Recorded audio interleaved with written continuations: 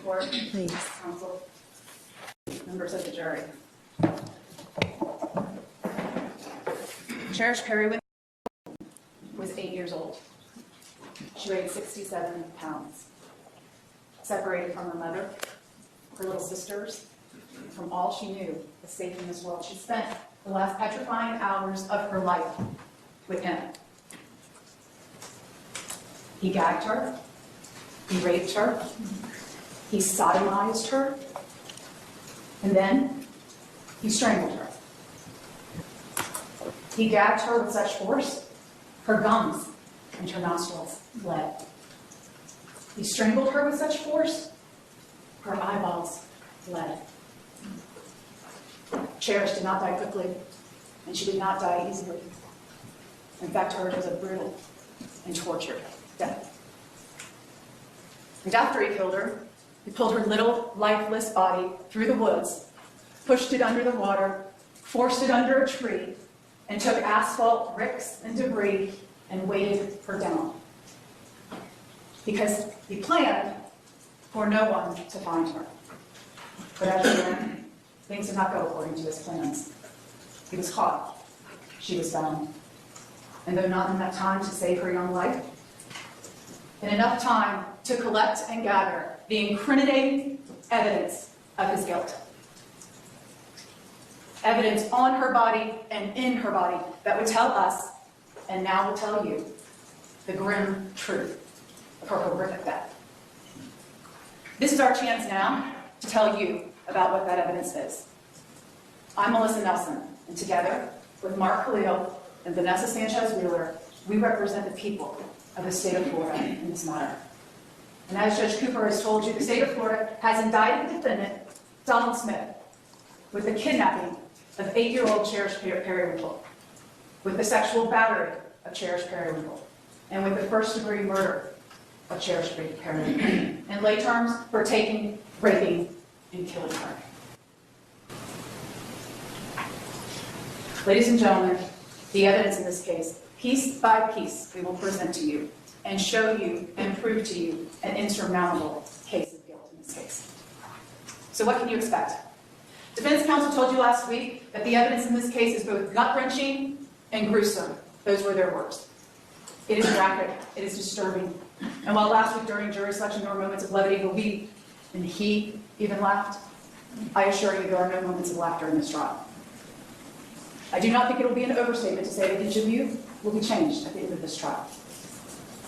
The evidence is graphic, but every person has a constitutional right to confront the evidence against him, no matter the weight, the nature, or the volume of that evidence. It is your job to look at that evidence, the evidence of his destruction. It is an important duty, and we thank you for your time already that you've invested and for the time that you will invest this next week. 5 years ago, almost 5 years ago, on a humid night in June of 2013, Rain Periwinkle took her 3 daughters, Cherish, Destiny, and Nevaeh, to the Family Dollar in the Dollar General to shop for clothes. You'll learn that Cherish was leaving the next morning to go to California, where she was going to spend the summer with her father. And her mother, Rain, wanted to send her there with new clothes. Rain didn't have a car, in fact, she didn't drive. So she and her 3 little girls walked almost a mile to the Family Dollar near their house. Rain had $100 to spend. And there she bought some things for their household. She looked for some clothes. She didn't find any. She took her daughters across the street to the Dollar General. Shortly after they arrived there, so did he. He watched Rain. He watched Rain as she took dresses to the counter and as she debated trying to find out the prices of the dresses. And he watched her after she determined the dresses were too expensive for her to buy. You'll learn that of that $100, Rain had to make sure she saved enough money the next morning to get her daughter Cherish in a taxi cab to the airport and her mother and Rain back to her home. He watched as she returned those dresses. Themes will become quite evident as you hear the evidence in this case. Selection, intention, and deception. You will see that he selected Rain Periwinkle. He waited for Rain Periwinkle, and when she walked outside of the Dollar General, he introduced himself, started small talk, said, gosh, you look like you have your hands full. with those little girls. He told her that he noticed she'd been unable to buy that dress. And then he told her that he and his wife had a gift card to Walmart that they didn't need. And he would love to be able to share it with Rain. $150. To Rain Periwinkle, that might as well have been $5,000. $150 for Rain Periwinkle would mean that she could buy dresses for all 3 of her little girls, not just Cherish. He told her that his wife would meet them at the Walmart 15 minutes away. But you'll learn this was a lie, a scam, a trap. Because Donald Smith didn't have a wife. There was no gift card. In a terrible, irresponsible, and forever irreversible mistake, Rain Periwinkle agreed to that ride. Rain believed this man. She believed his offer of a helping hand. And she and her 3 daughters got into his car, a van. You will inevitably wonder how could she be so naive? How could she put her own children at such risk? But you'll have the opportunity this morning, in fact, to meet Rain Periwinkle. The nice thing about trials is that you get to meet people at the witness stand. And I suspect it will become abundantly clear to you why he picked her, why he selected Rain. You see, her naivete is what he needed to get what he wanted. At 8:38 p.m., Rain and her daughters got into this man's van, and they left to go to Walmart. They arrived maybe 15, 20 minutes later. He continued his cunning ruse. He told Rain to go ahead into Walmart with her girls, that he was going to keep waiting on his wife, and that he would come in when his wife arrived with that gift card. Rain started shopping. $150. She didn't go to the makeup aisle to shop for herself, or the women's clothing section to shop for herself. She filled her cart with 3 small piles of clothes, 1 for each daughter. He, sometime later, entered Walmart, and you will see the eerie, chilling video surveillance of him walking down the center of the aisle, looking row after row for Cherish. You see there are cameras all over the Walmart Supercenter from various angles, and you'll learn, in fact, that the surveillance recordings in this case amounted to almost 30 hours. And it's later in this case, all of those surveillance recordings were sent to Quantico, Virginia, to the FBI, where they reduced those tapes to the relevant frames that show him and Rain and her 3 daughters. And the FBI enhanced those pictures with arrows so that the viewer, that's you, can actually watch each of them as they move through the store. You'll see Rain and her little girls bouncing around. You'll see Cherish alive and totally unsuspecting. You'll learn that as they shopped, he shopped too. He put only one thing in their cart, an item that ultimately he didn't leave with, but one that foretold his intention. A bundle of rope. As you watch the video, you'll see at 9:30 him walk through Walmart, and an hour later, at 9:41, you will watch him exit Walmart with Cherish skipping out right after him. And then, a minute later, you will watch as his van leaves the Walmart parking lot. And because today you know how the story ends, that surveillance video is chilling. Now, at the time that he left Walmart, no one noticed, because to anybody looking, they looked like a grandfather and a granddaughter. No one had any reason to be alarmed. Rain believed he was taking her daughter to the front of the store where McDonald's was to buy her a cheeseburger. And though he had been a stranger to Cherish and her family just hours before, he didn't represent danger to them. He had earned that little girl's innocent trust. So you will see as she skips right out of Walmart after him, because McDonald's had closed. 20 minutes went by before Rain realized that the McDonald's in that Walmart wasn't open. Where was her daughter? Cherish was not there. Intuition turned into dread, and dread turned into panic as she looked all over that store for her daughter. 20 minutes later, she still had not found Cherish. Every mother's darkest nightmare became Lily Periwinkle's. Objection, Your Honor. Argument. I'll overrule the objection. Every mother's darkest nightmare became Rain Periwinkle's reality. She would never see her daughter Cherish alive again. 40 minutes after he had left the Walmart with Cherish Periwinkle, Rain borrowed a phone, because she didn't have one, and called 911. Within a minute, the 911 operator issued a BOLO. That's called a be on the lookout for, a white van. It went to all law enforcement officers in the area. She kept Rain on the phone as she collected information, and she dispatched law enforcement officers immediately to Walmart. They immediately started reviewing surveillance tapes. Hours ticked by, and at 4:21 that morning, they issued an Amber Alert. As dawn broke, things started to unfold rapidly. At 9 a.m. that morning, Officer Tina Henson of the Jacksonville Sheriff's Office was at a traffic accident at the intersection of Dunn Avenue and I-95. She was actually taking information from two people who had been in a vehicular accident when she noticed the white van that had been the subject of that Amber Alert and that BOLO drive by. She told the people, "I'll be right back." Got in her car, started pursuing this white van, and radioed it in. You'll learn that law enforcement took steps to effectuate a felony traffic stop. Officers got in line in procession to take the white van down. They didn't know what they would find. You'll hear from Officer Wilkie, who's a K-9 officer with JSO. He got behind that white van. They effectuated the traffic stop. They told the driver to get out of the car. He flamboyantly, as you'll learn, complied. And it was this man. Officer Wilkie cleared the van, looking for Cherish. She wasn't in the van. You'll learn nothing was in the van. The van had no back seats. And not only was Cherish not there, the stroller that Rain had put in when they left Dollar General and her packages from the Family Dollar, they were gone too. Officer Wilkie patted him down, and what I expect will be powerful testimony. You will hear what he yelled.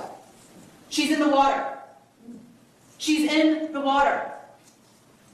He didn't know where. He didn't know if it was a pond, a retention pond, a swimming pool, a lake, but he knew she was in the water because he was sopping wet from the waist down. What Officer Wilkie didn't know is that just 12 miles away, almost 2 hours earlier, Marquita and Christina Howard, a mother and a daughter, saw that white van backed up to a tree line off of Rutgers Road. They thought it was unusual. They figured somebody was up to no good, but that was the extent of what they thought about it until they got home and they heard about the Amber Alert, that police were looking for a little girl in a white van. They jumped back in their car. They raced back to that tree line, but the van was gone. That call to 911, because the Howards called 911 and said, "Hey, we just saw a van." That call to 911 brought police to that tree line off of Rutgers Road. And ultimately, after this defendant had been stopped and taken into custody, it brought Officer Wilkie there too. Officer Wilkie arrived at his K-9, Gator. And there he saw detectives and even Mr. Khalil at the tree line searching. But what they didn't know is what Officer Wilkie knew. Wilkie said, "Where's the water?" And he told his dog to work. You'll hear about how canines work, and immediately that dog seized on a track. The track he left when he left that wooded area. And then he seized on a separate track, trampled reeds that led through the woods into a creek. He started circling around the shoreline. Officer Wilkie knew she was close. And then he saw her. Her long, dark hair was floating under the water. There were a makeshift wall of asphalt rocks and cement that imprisoned her. Her body was stuck under a tree. The orange sundress she was wearing, watermelons, grapes, bananas, it was an orange spot in the brackish water. And while Officer Wilkie will tell you that generally as a police officer, their first response is to rescue and save, you could tell she was dead. So we stood by and waited until the crime scene units came, so an alligator wouldn't take her body away. Crime scene units came, and they knew they had to be both meticulous and fast, because she was in the water and evidence was subject to degradation. You'll hear that the environment changed while they were working. The tide went out, and that left Cherish, naked from the chest down, crouched in a fetal position, beached in the marsh. And as they worked, the sun rose. They took photography. They took swabs from her body. They took evidence samples. And as they worked, ants began to infest her body.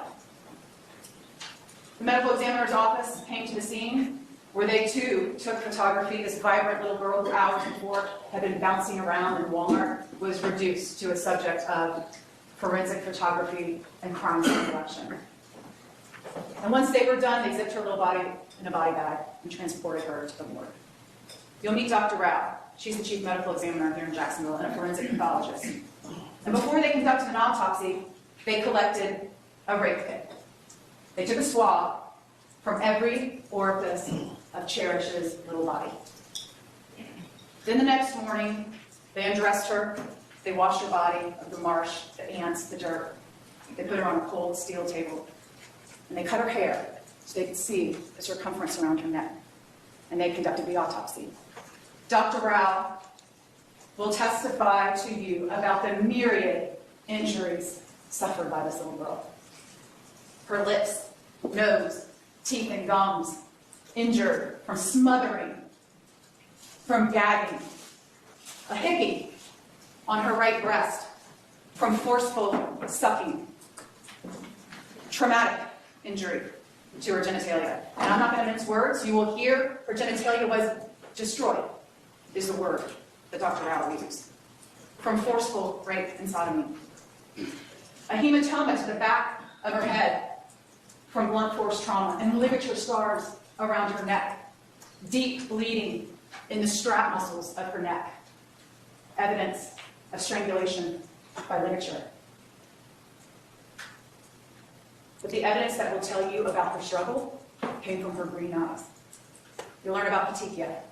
That's when blood vessels burst from force. She had petechia in her throat, in her face, and in her eyes.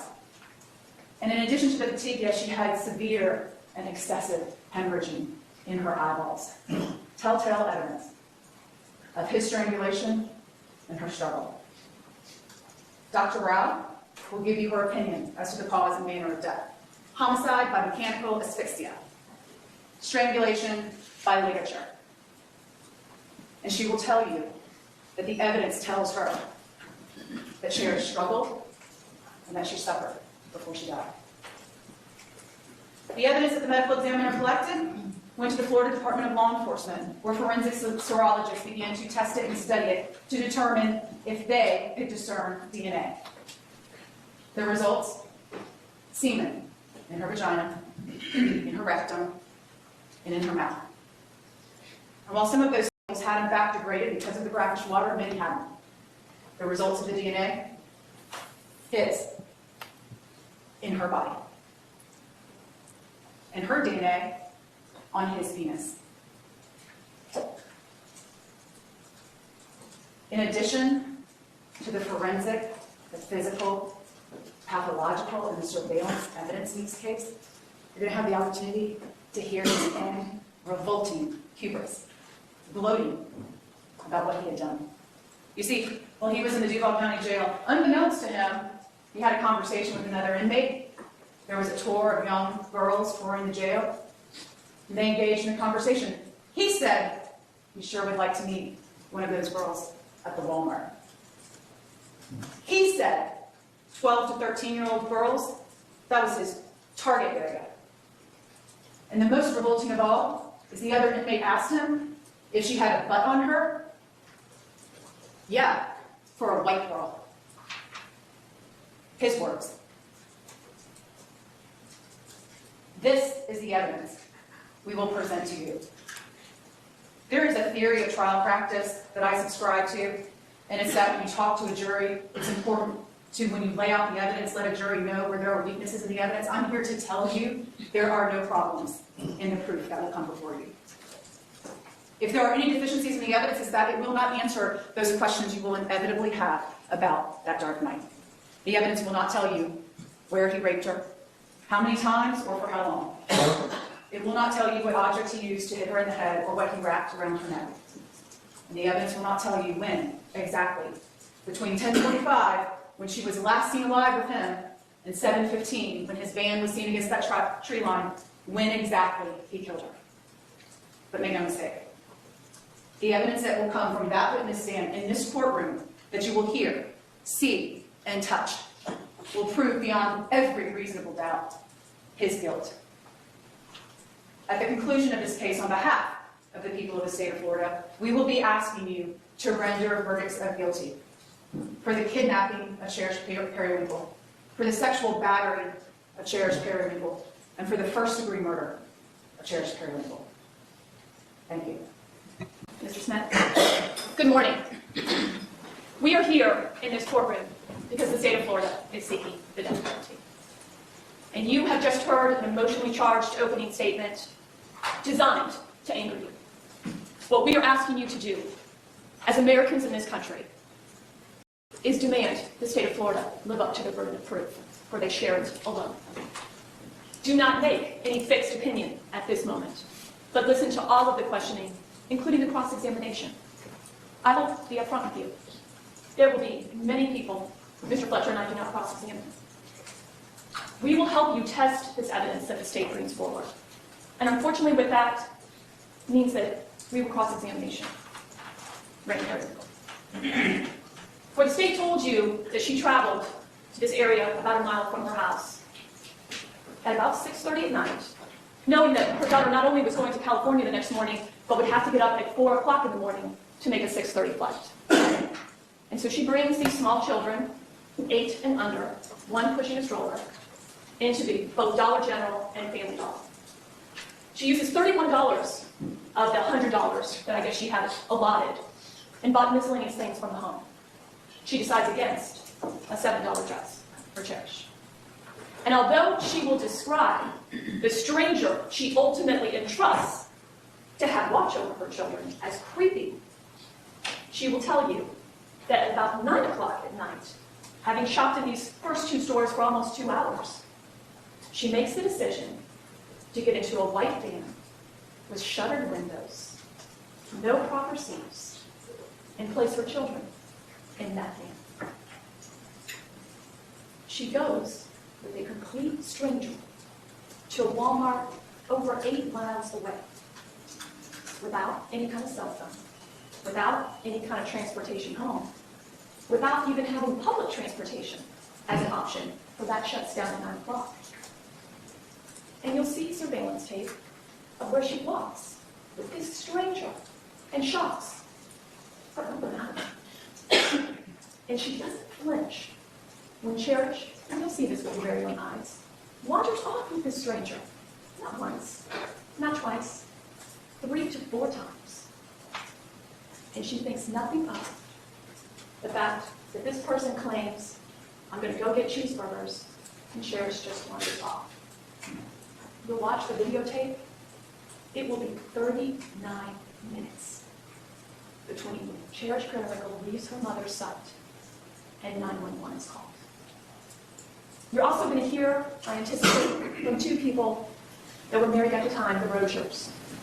They were in, waiting for their father with their little, I believe, newborn baby in the parking lot. And a white van comes over, and they roll down the window, and never having known one another before, this stranger says, "Follow us. We're going to get cheeseburgers." Ultimately, they will come in, and they will identify that stranger. And they will tell you, we don't know if anyone else was in that van, but we literally thought, maybe we do know him, maybe he somehow knows the father they were trying to wait. So they eventually go to McDonald's that's physically outside of Walmart, about 2 miles away. They didn't move him. All of these details will be important, ladies and gentlemen, for you to make legal decisions in this case. On June 22nd, 2013, a beautiful young child lost her life. Now, I won't mince words, it is horrendous. We thank you for taking the time to critically analyze every decision you must make. And we trust that you will make a legal decision, not a decision based on emotion, not a decision based on revenge or retribution. You are all here because we trust you can do that. Thank you. Periwinkle. Periwinkle, you have a soft voice. If you'll speak into the microphone, and you're answering questions, okay? Yes, sir. Thank you. Mr. Khalil? May it please the court, Your Honor. Good morning, ma'am. Good morning. Can you please move the microphone closer to your mouth so everybody can hear you okay? Can you please introduce yourself to the jury? Rain Periwinkle? Are you the mother of Cherish Periwinkle? Yes. Ma'am, how old was Cherish on June 21st of 2013? 8 years old. And where were you and Cherish living at that time? Allen Avenue. Excuse me, ma'am, if you could try to repeat that answer because there's a little noise back here. I have some. Where were you living back on June 21st of 2013? Allen Avenue. Is that here in Jacksonville, Duval County, Florida? Yes. Who else was living with you and Cherish at that home? My ex-boyfriend, Aaron Pearson. My daughter's Destiny and Nevaeh. How old was Destiny at that time? 5. And Nevaeh? 4. On the evening of June 21st, 2013, were you preparing for Cherish to go on a trip the next day? Yes. Where was she going? California to see her birth father. And did she have plans and tickets to fly out to California early the next morning? Yes. At some point that evening, did you decide to go buy some things for her and for the household? Yes. Did your boyfriend Aaron go with you that night? No. Did he provide you with some money to spend so that you could go to the store and buy some things? Yes. How much money did he give you? A $100 bill. And was that $100 for buying everything at the store, or was that also for another purpose? Yes. Another purpose. What was that other purpose? To take Cherish to the airport the next day in a taxi. So in addition to buying items with a $100 bill, you had to have enough left over to go to the airport with a taxi and back? Yes. Did you drive at that time? No. Did you even have a car? No. So at some point, did you and the children walk to the stores nearby on Edgewood Avenue? Yes. How did you walk to the store? Did you have a stroller with you? Yes. And approximately how long did you and the 3 children take to walk from your house to the Family Dollar on Edgewood? About 20 minutes. Once you were at the Family Dollar, did you shop around and look for some items? Yes. Did you actually make some purchases? Yes. And were your children with you inside the Family Dollar? Yes. Once you made your purchases at the Family Dollar, did you walk across the street to the Dollar General, which was directly across Edgewood Avenue? Yes. And again, just walked with your kids and the stroller back over to that store? Yes. When you entered the Dollar General, what were you looking to buy at that time? The pencil sharpener. And were you also looking potentially at clothing and things of that nature? Yes. What had you bought previously over at the Family Dollar? Just some household items, trash bags, some headbands for my children. And once you walked across the street to the Dollar General, how long were you inside the Dollar General shopping? Maybe an hour. Were you looking specifically at any items of clothing inside the Dollar General? Yes. What were you looking at? It was a little black and white dress that I saw with hearts on it. Did you actually go to the counter and inquire of the employees as to how much that dress was Yes. for sale for? Did you eventually buy that dress? No. Why didn't you buy that dress? I didn't think I had enough money. To both buy the dress and the items and then also have enough money to go to the airport the next day? Yes. Now, Aaron, he had stayed at home. He didn't go with you to these stores. No.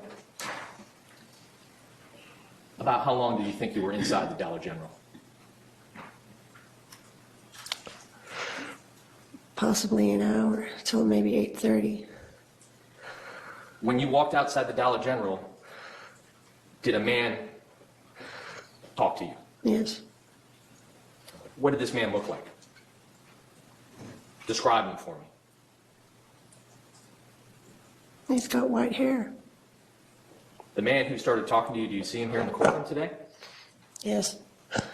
Could you point to him and describe where he's seated and what he's wearing today?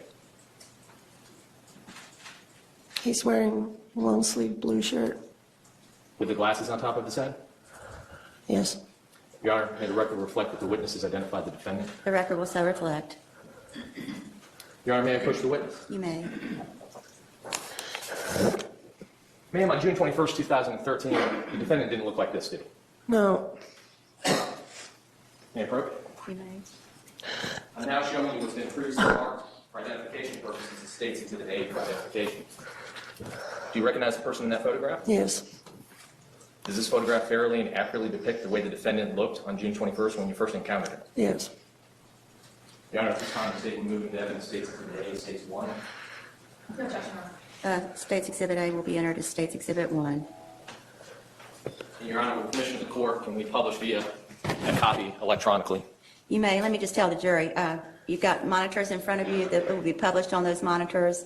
The witness has one. I have one. Mine's down low so I can still see everybody, but I'll be seeing the same thing. So if it stops working, please raise your hand and let us know. That happens sometimes. Ma'am, is your monitor on? Right yes, now? The monitor now shows State's Exhibit 1 in evidence. Is that how the defendant was dressed when you walked out of the Dollar General and met him for the first time? yes, Had you seen him in the store before you walked out? yes, Inside the Dollar General? yes. When did you first notice the defendant inside the Dollar General? I was in the shoe aisle trying on shoes with my children. I looked to my right and he was standing in the doorway looking right at us.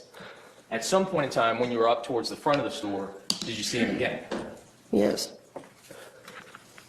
What did he say to you when you walked out the front door of the Dollar General? if you really want that dress, I'll get it for you. Did he make any other comments to you about your children? Yes. What did he say? He said, you look like you have your hands full. I have a couple of little ones. Where was this in relation to the front door? Where was he standing when he struck up this conversation with you? He was near the front of the store. Right at the front door entrance, right as it leads from the parking lot into the store? Yes, Your Honor, may I approach the witness again? You may. Ma'am, I'm now showing you what's been previously marked for identification purposes as State's Exhibit B. Do you recognize that photograph? yes, Do you recognize that photograph to be a photograph of the surveillance video from Dollar General on June 21st of 2013? yes, Does this fairly and accurately show both you and the defendant and identify them by arrows as you walked out the front door of the Dollar General on June 21st of 2013? yes, And it shows the parking lot in the front door. yes, Your Honor, at this time, say we move to evidence State's Exhibit B for identification, State's Exhibit 2. No objection, Your Honor. State's Exhibit B will be entered into evidence as State's Exhibit 2.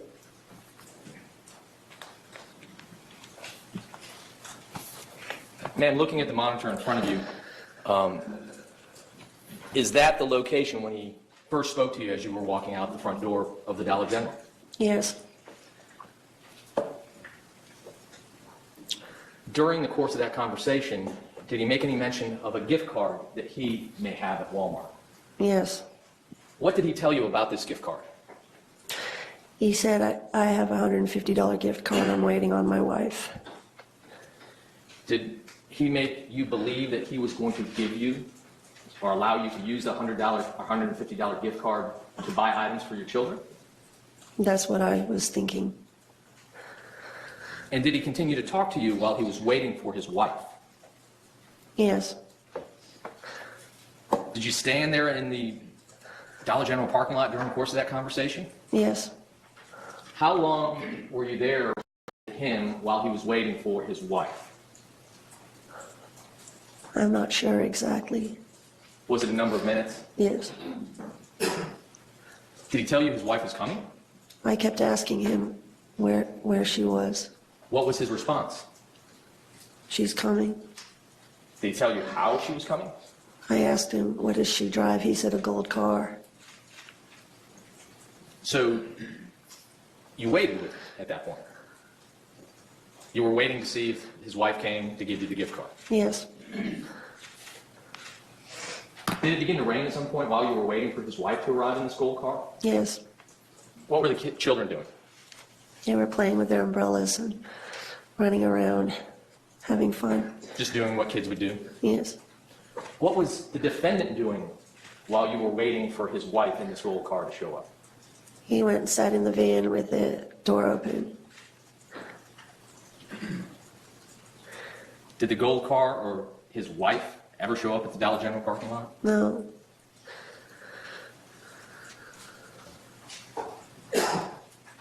After some period of time, did he offer to drive you and your children to the Walmart? Yes. Had you been to the Walmart on Lem Turner before? Yes. How far away is it? 10 minutes at best. That's driving, right? Yes.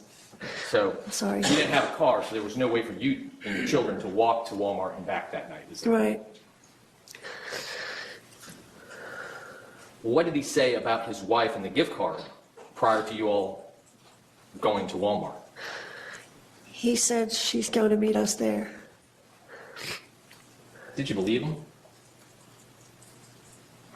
Yes. You had seen him in the store before, and he talks to you as soon as you come out. Were you originally concerned about him? Yes. Why? I thought he was going to steal my money because he was watching me with the cashier. He was standing on my right shoulder. Then, so when you go outside and this person you had concern started talking to you, were you still concerned at that point? Not as much. I thought I was just being paranoid. Based upon the way he looked, his age, his appearance, did you believe he posed a threat to you? No. Did he tell you things about himself that made you feel more comfortable? Yes. What did he say? He said he worked for Jacks, and we talked about church, and he talked about the church he went to. He asked me if I knew of that church, and I said no. So you're having a conversation with him. Did you believe he was just being generous and trying to help out? Yes. But when the wife didn't show up in the gold car, did he offer to drive you and your children to the Walmart in Lem Turner? Yes. What was your response to that offer? I waited because I wanted to see her show up. I didn't jump at it right away. You were still hoping that the wife would come to Dollar General, Yes. but she never came. No. At some point, did he again ask, do you want to go? He got snappy with me because I wouldn't get in the van. What do you mean he got snappy with you? Describe that for me.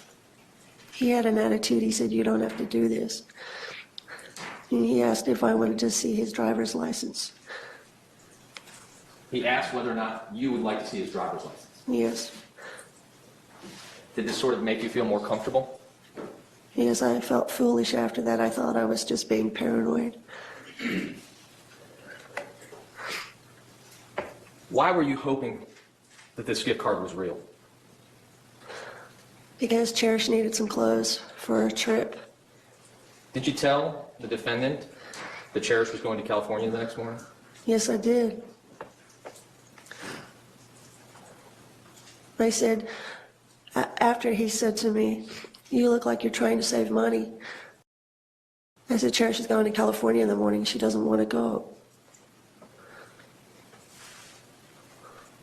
So ultimately, did you decide to take him up on his offer to drive to Walmart? Yes. Were you still hoping at that point in time that the gift card was real and that you could get things for your children? Yes. Did you still expect to see his wife at the Walmart? Yes. How did you all get into the van? He opened the door and I told him I couldn't fold the stroller, and he told me to just push it in. When the doors of the van opened up, describe for me what the inside of the van looked like. It was dark. There were blinds on the windows. There was no seat in the middle, and the driver's passenger seat was pushed all the way down. When you say the driver's passenger seat was pushed all the way down, you mean like reclined back? Yes, like a dentist chair. Now, there were no seats in the middle, as you said, but was there a bench seat in the back of the van? Yes. Did you put the stroller and the items that you had purchased inside the van? Yes. He told me just push it in. So you just pushed the stroller up into the van, into the center portion of it. Yes. Now, the van that we're talking about, the photograph, States Exhibit 2, which is up on your monitor, the white van in the top center of that photograph, is that the van we're talking about? Yes. Once you push the stroller and the items that you purchased up into the van, where did the kids sit inside the van? In the back seat, they had seat belts. What about you? I sat in the front seat. And the defendant, he drove the van? Yes. Did you leave the parking lot of the Dollar General with the defendant to drive to Walmart, Yes. along with your children? Yes. Did you have a cell phone at this time? Yes. Did you have it on you? Yes. Was it functioning or was it working? No, it wasn't working Why? because my 5-year-old daughter, Destiny, put it in the cat water to wash it. She told me. Okay, so your phone got wet, so your phone wasn't actually working at that point in time. Right. Based upon what he had told you about the wife and the gift card and about himself, did you feel comfortable enough to get into the van and drive to Walmart? Yes. About how long did it take you and your children and the defendant to drive from Walmart or from Dollar General to the Walmart? About 10 minutes because we drove there frequently when my ex-boyfriend had a van. On the way to Walmart, did you continue to talk and have small talk conversation with the defendant? Yes. What did you talk about? He wanted to know how old we were, and then he told me he's 61. Did he tell you his name? Yes, he did. What name did he give you? Dawn. Did he talk about the Habajacks and his wife on the way there? Yes, I asked him what he did because he had a van and my ex-boyfriend wanted another van. He said he worked for Habajacks. Did he tell you a little bit more about his wife? I asked him where is his wife from, and he said the Virgin Islands. While driving from Dollar General to Walmart, did you ever see his wife or this gold car that she was apparently coming? No.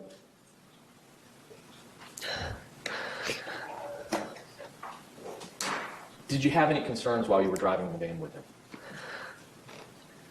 Not so much because he told me I was safe. He told you that you were safe? Yes, he looked into my face and told me I was safe. Did you want to believe him? Yes, very much so. Was that gift card something that you really wanted to be able to get stuff for your children? Yes. Eventually, did you get to the Walmart? Yes, we did. Did you immediately go right into the store once you arrived at the Walmart parking lot? No. What happened when you arrived at the Walmart parking lot? My children were being fussy. They wanted to get out of the van, and I told him I needed to get out. And he took a phone call. What do you mean he took a phone call? He took his phone out of his pocket and started to talk. Did you ever hear the phone ring? No, I thought it was on vibrate. I wasn't paying attention. So it appeared, based upon how he was acting, that he took some sort of phone call. Yes. Did he ever tell you anything more about his wife or that she was coming still? He made it sound as if he was talking to her about what we were going to eat. He said Chinese, and I thought, well, I didn't want Chinese food. I didn't say anything. So you just sat by while he apparently had a conversation with somebody else on the other end of the phone. Yes. Did you wait in the Walmart parking lot in the van for his wife and the gold car to arrive? For a few minutes, yes. And then he told me, you go in first to the little girl section and I'll meet you in there. So did you and your children get out of the van and walk into the Walmart? Yes. Destiny, Nevaeh, Cherish? Yes. What did you do with your stroller and the items that you had purchased at the Dollar General and the Family Dollar? I left it in the van. I took the diaper bag with me. So you and your kids, you go inside the store. Yes. Where did you go once you went inside the store? Did you get a shopping cart, things of that nature? Yes, we did. Cherish wanted me to get a necklace for myself. We were looking at the jewelry, and I said, Cherish, I'm not here for myself. I'm here for you. And then we went to go look at the shoes. Primarily, did you do your shopping in the children's section, whether it's the shoes or the clothes? Yes. How long were you shopping prior to the defendant joining you inside the store? I'm not sure. It seemed like a long time. Were you and the girls selecting items or looking at items and placing them in the cart? Yes. How did you arrange the cart so that you knew what was for which girl or who? I put all the shoes in the middle, and I put the clothes on each end of the cart. I categorized them all, so I knew the sizes. So like a pile for Cherish, Yes, pile for Destiny, Destiny. pile for Nevaeh. yes, At some point, did the defendant, Donald Smith, join you and your girls in the children's clothing section of the store? yes, Did he begin to shop with you? no, he was just walking around watching us. I asked him, "Where's your wife?" What did he say? "She's coming." So he just stood there and watched as you and the girls were shopping? Yes, At some point, did he put any items into your shopping cart with Yes. your girls' clothing? What did he put into the shopping cart? a rope. Your Honor, may I approach the witness? Okay. Ma'am, I'm now showing you what's been previously marked for identification purposes as State's Exhibit C. Do you recognize that photograph? Yes, Does that photograph show the bundle of rope that the defendant placed into the shopping cart while you were shopping at Walmart? yes, Does the photograph fairly and accurately depict the item that he selected and placed into the shopping cart on June 21st, 2013? yes, Your Honor, at this time, we will move into evidence State's Exhibit C, this case 3. No legal objection, Your Honor. All right, that'll be entered as State's Exhibit C, entered as State's Exhibit 3 in evidence. We'll consider all five issues. That'll be noted for the record. Thank you. So, ma'am, this bundle of rope, that was the only thing that this defendant placed in that Excuse me. shopping cart? yes. How long were you inside the Walmart shopping?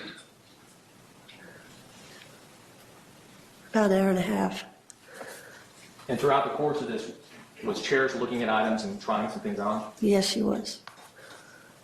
Did she try any shoes in particular? He gave her 2 pairs of shoes to come show me and see if I approved of them, and I said, "No, go put them back." There were women's shoes. Why didn't you approve of them? They were women's shoes. At the time, wasn't sure what was going on. Your Honor, may I approach the witness again? Okay. Ma'am, now showing you what's been previously marked for identification purposes as State's Exhibit D. Do you recognize that to be a surveillance photograph on June 21st, 2013 that shows you, Cherish, and the defendant in the children's clothing section of the Walmart? Yes, Does that fairly and accurately depict that where you were on that night shopping? yes, The arrows indicate both you, the defendant, and your daughter? yes. Your Honor, at this time, the State will move into evidence State's Exhibit D, as Stage 4. No legal objection, Your Honor. All right, State's Exhibit D will be entered as State's Exhibit 4 in evidence. You may publish. So, ma'am, if you look at the screen, depicted here, the section where the arrows are above, it shows both you, Cherish, and the defendant, correct? Yes, And that's where you were shopping for clothing and shoes and things of that nature for the children? yes.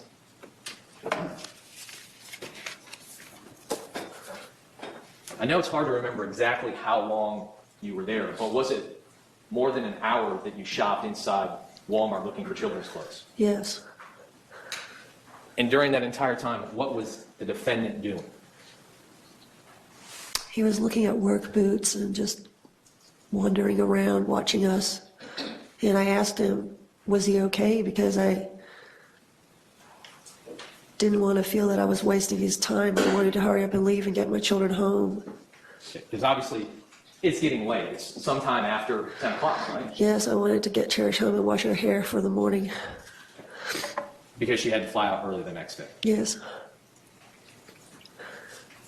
Anytime during this hour, hour and a half, did his wife ever show up with that gift card? no. Did he tell you that she was coming? Numerous times I asked him and he always said she's coming. Did you want to believe him? Yes, absolutely. The items that you had stacked up for Destiny, for Nevaeh, for Cherish, did you have enough money yourself to buy those items? No, Why not? because the $100 bill that Aaron had given me, he had put a cap on it and said I could only spend 40 or 50 because I had to have enough money the next morning to take us to the airport. So these items, absent his generosity, you could not have afforded these items. Yes, What are your girls doing during this time when you're picking out these items? What are the little ones doing? Just playing, getting a little fussy because it was getting late and they hadn't eaten any dinner. Just doing what kids do when moms are shopping? Right. At some point while you were shopping inside the Walmart, did the defendant make any mention to you about getting some food? Yes. What did he say and how did he say it? He used his hand and he said, "I'm going to McDonald's. What do you want to eat?" Sort of like a sock puppet is what you're describing to me? I thought it was odd. Where was Cherish when he said this to you? She ran over to me. Did she say anything to you? Yes, she did. What did she say? She stood on my left and she said, "He's got a $150 gift card." And I said, "Is that what he told you?" And she said, "We're going to McDonald's. What do you want to eat?" And I said, "Cheeseburgers." And she said, "Cheeseburgers." And that was it. At some point, did the defendant walk towards the front of the store where the McDonald's was? Yes. Did Cherish follow after him? Yes. What about the other two girls? Did they stay with you? Yes.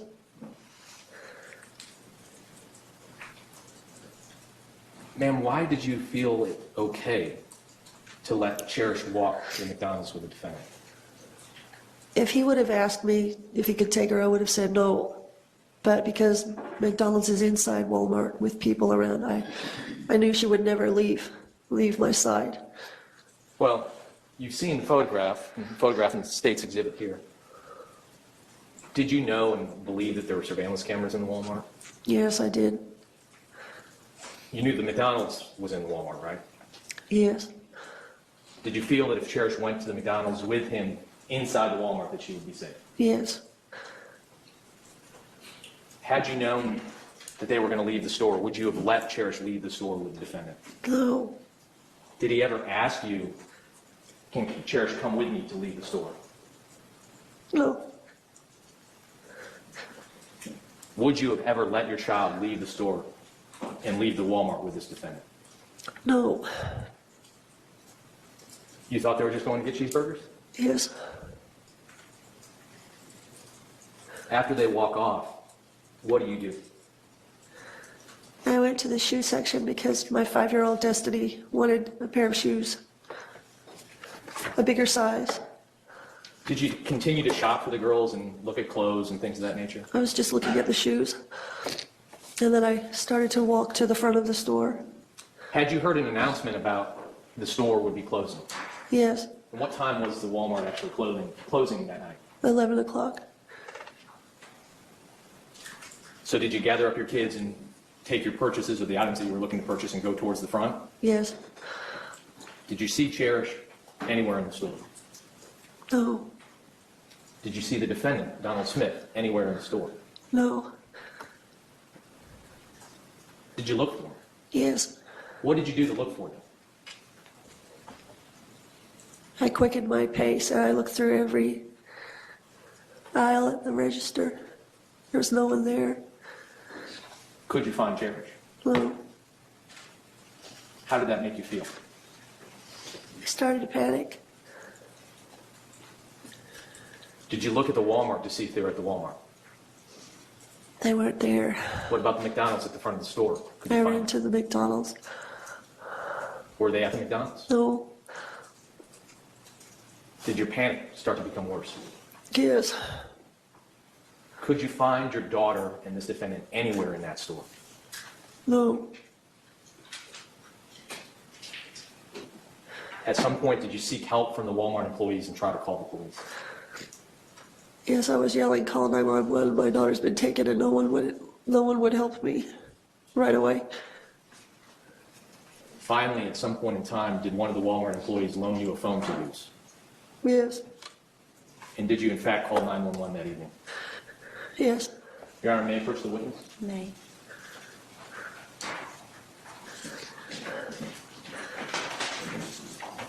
Ma'am, I'm now showing you the mark for identification purposes. This recording on this disc, prior to coming to court, had you had the opportunity to listen to the recording? Yes. And did you sign on the disc itself with your initials indicating that you had listened to this exact recording? Yes. Is the recording contained on this disc an exact copy, minus some minor redactions for court purposes, of your phone call to 911 on June 21st, 2013, when you realized Cherish was gone? Yes. Your Honor, at this point in time, the state is moving to evidence States Exhibit E. Is the next one, Exhibit States 5. No legal objection, Your Honor. Thank you. State's Exhibit E is entered into evidence as State's Exhibit 5. And Your Honor, with the court's permission, we would like to publish State's Exhibit 5 to the jury. We need some assistance with IT and earphones out. So. Okay. 911 Robinson. Hi, I'm at Walmart. I'm in turn. I think my daughter's been taken. What do you mean? Taken by a stranger. I can't find her. Okay, ma'am, how old is your daughter? 8.5. And you say you're at the Walmart on Lim Turner? Yes, I am. Okay, where did you last see her at? Walmart. I met a man today at Dollar General. He saw that I was struggling to buy them some clothes. He drove us here to buy us some clothes, and the only reason I went with him because he said his wife was going to be here. Because I told him I don't take rides with strangers. Okay, ma'am, what's your daughter's name? Her name's Cherish. Cherish? Yes. And her last name? Periwinkle with the P. Can you spell it for me, please? Periwinkle. And is she a white female, black female? Excuse me? Is she a white or black female? She's a white girl. What color shirt? Go ahead. Long dark hair. I don't remember what clothes she's wearing because I'm panicking right now. I'm trying not to panic. Okay, and she was last seen with this man? Yes. He said he was going to McDonald's and he hasn't been there because the store is closed right now. Okay, is he a white man or a black man? A white man. He's got white short hair and he's got dark eyebrows. You said dark short hair? No, he's got white hair and dark eyebrows. I had a strange feeling about him when I first met him, and he took her to the dressing room twice, and I was hoping that she would be okay. And I was looking at the shoes, and I didn't want him to think that I was overly protective, freaking out. But now they're not here, and I find it very odd because he knew that. Oh, okay, ma'am. What color vehicle does he drive? It's a white van. Do you remember any stickers or anything on the side of the van? Anything that you can remember at all? Did it have tinted windows or anything?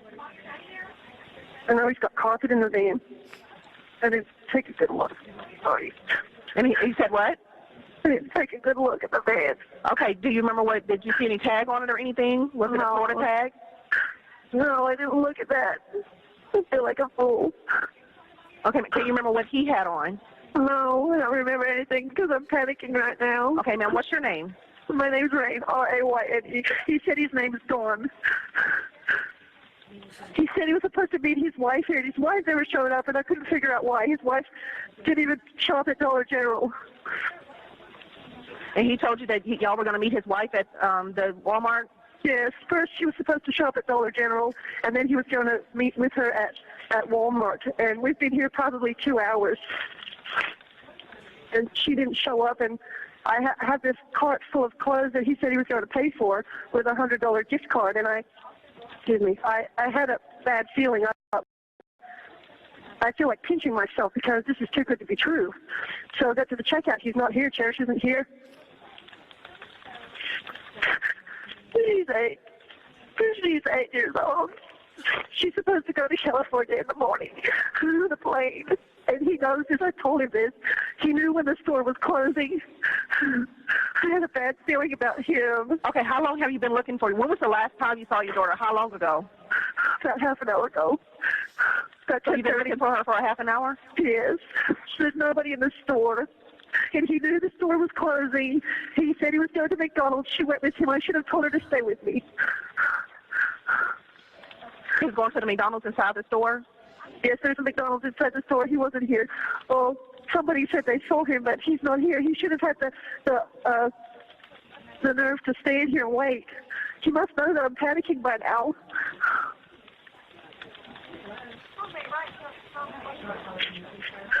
Okay, ma'am, where are you in the store now? Are you outside or where? No, I'm in the front of the store. I think I need to hang up because...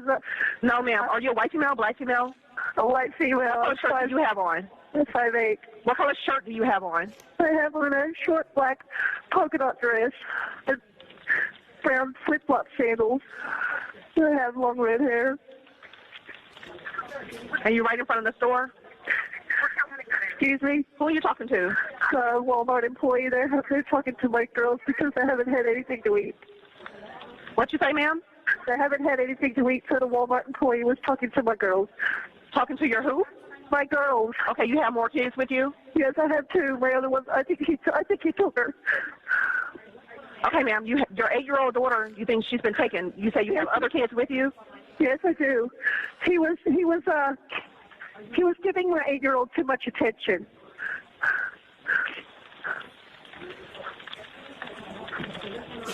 He wanted her to buy these really tall shoes that were women's shoes, and I told him no. I said they're too high for her. I wouldn't even wear shoes that high. Maybe he was... Okay, and when did you meet him today? I met him at Dollar General on Edgewood. I was struggling with my money to buy the girls some clothes, and he saw that what I was doing, and he waited for us outside the store. And he said that he was waiting on his wife to show up. And so I waited around to meet her, and she didn't show up. And then he said he was going to give us a ride over here to Walmart. And then we waited in the parking lot for maybe 20 minutes for her to show up. She didn't show up. So we all went into the store.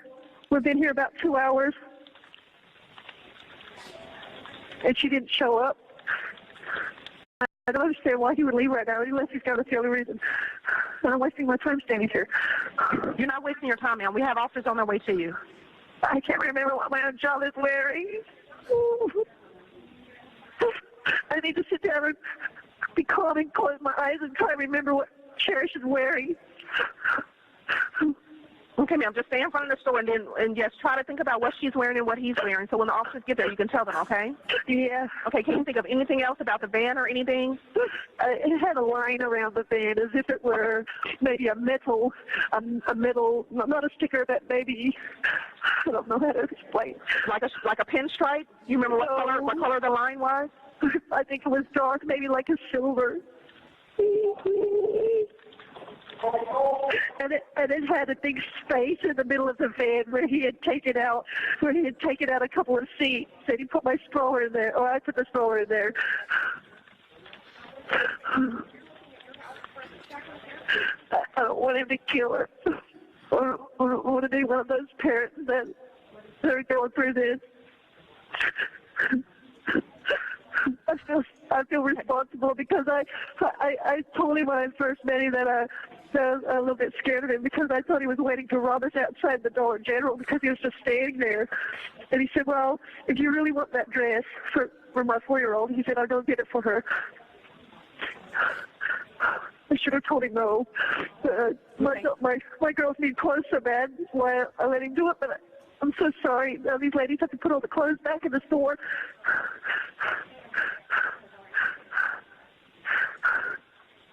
Can you remember anything else about him? Whenever you were talking to him, did he sound funny, like he had an accent or anything? Or He said he works for Haberjacks. He said he worked for Haberjack? Yes. Did he say where they lived? No, I don't remember that. He said his wife is from the Virgin Islands. We had a little chat in the van on the way over.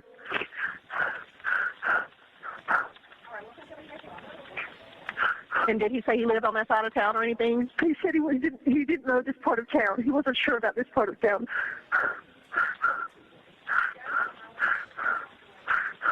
Oh, gosh. He knows the store's closed. He knows McDonald's is closed. Why in the world would he take my little girl And away? you don't see the van in the parking lot or anything where y'all left it? Well, Have you been outside to the parking lot? I went outside the door, but I don't think I see the van. Okay. Yeah, he took her. He took her away. Okay, who are you speaking with, ma'am? I'm speaking to a Walmart employee. Oh my gosh. Oh my gosh. Are you outside now, ma'am? Yeah, there's 2 police officers out here, 2 police cars. Okay, go ahead and speak with officers. Thank you.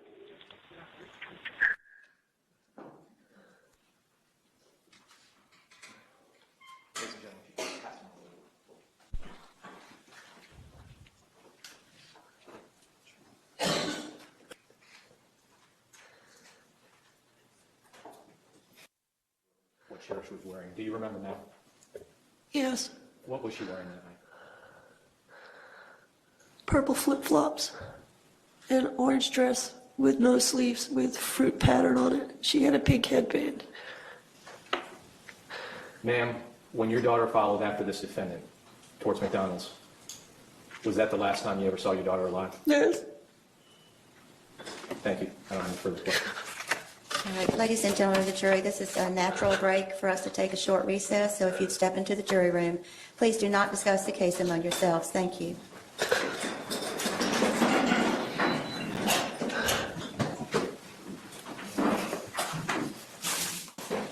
Ladies and gentlemen of the jury, I'm going to send you right back out again in a second. We've determined during the recess that it's better for us to have a lunch break early today, so we're going to be in recess until... Your Honor, before we go into recess, I think we should conclude this witness. Oh, I'm sorry. I apologize. Go ahead. Any questions from the defense? Your Honor, no questions. All right, thank you. Anything further? Nothing further. May this witness be excused. Ms. Periwinkle, you're free to leave. Thank you. Thank you.